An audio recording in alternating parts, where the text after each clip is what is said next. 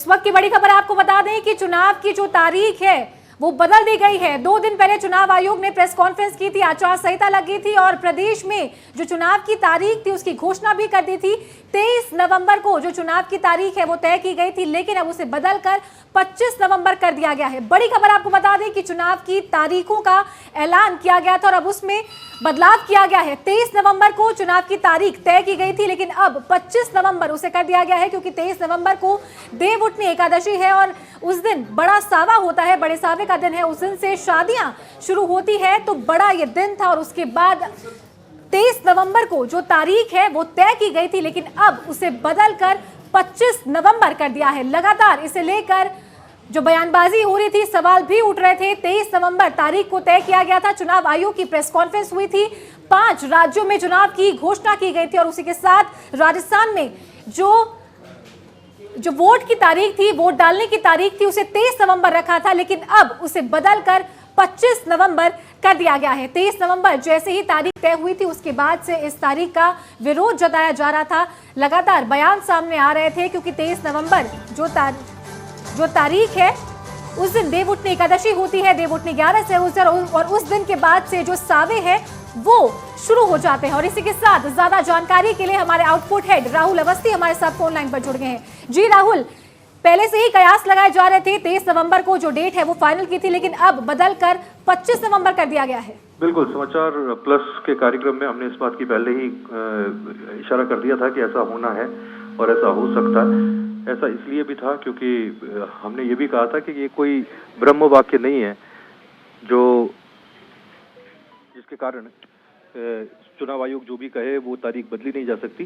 तारीख बदली है और तारीख बदलने के पीछे जो कारण है वो बहुत लॉजिकल है। एक ऐसा दिन है जब इतनी सारी शादियां राजस्थान के अंदर हैं जिसमें वोट डाल पाना किसी भी आम आदमी के लिए मुमकिन नहीं होगा, क्योंकि उसकी जो सोशल रिस्पॉन्सिबिलिटीज हैं वो बहुत ज़्यादा हैं और उसे उस सोशल रिस्पॉन्सिबिलिटीज को निभाना होगा। हमने इस चीज़ का पहले ही इशारा करते हुए कहा था कि हो सकता है शायद जो इलेक्शन कमीशन है उसको इस बात का पता ना हो तारीखें फाइनल करते हुए, लेकिन जैसे ही तारीख फाइनल हुई उसके बाद में ये चीज़ पता चली कि साहब ये जो दिक्कत है ये राजस्थान में बहुत बड़ी दिक्कत बनकर सामने आने वाली है। और चुनाव आयोग का जो पहला मोटो होता है वो ये होता है कि वोटिंग परसेंटेज किसी भी कीमत पर घटना नहीं चाहिए। इसी के मद्देनजर जब ये फैसला सामने आया उसके बाद से सवाल उठने लगे थे और लगातार तमाम धड़ों से, तमाम जगहों से राजस्थान के परिप्रेक्ष्य में सवाल सामने आ रहे थे। इलेक्शन कमीशन ने उसे अपने फैसले को रिकंसीडर करते हुए 2 दिन आगे बढ़ाई है ये तारीख।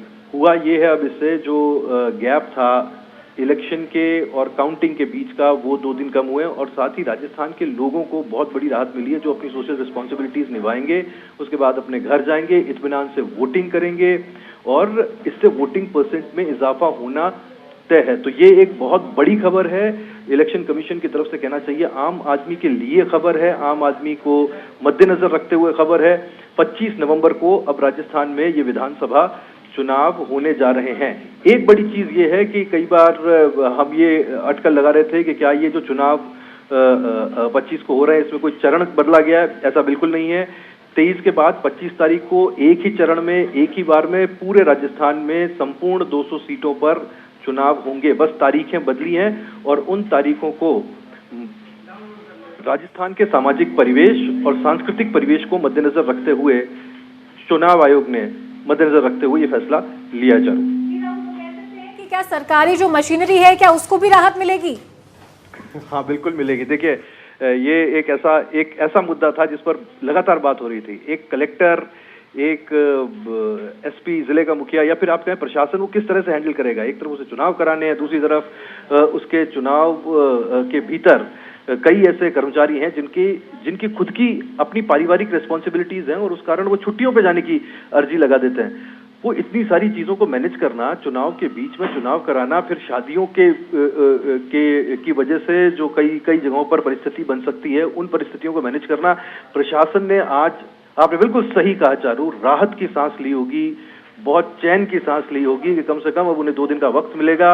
पहले वो एक चीज से मुक्त होंगे और फिर जितने भी उनकी कहते हैं नफरी कहिए या जो भी कर्मचारी हैं वो छुट्टियों से वापस आ जाएंगे, अपने उत्तरदायित्व को पूरा कर लेंगे, जो उनके पर्सनल व्यक्तिगत कार्य हैं उसको निपटा लेंगे और उसके बाद वो आकर के इस चुनाव में आएंगे। एक चीज और बड़ी है, वो ये है कि राजनीतिक दलों को भी 2 दिन का और वक्त मिलेगा अब प्रचार का। पहले 23 को होने थे, तो अब 2 दिन बढ़ेंगे।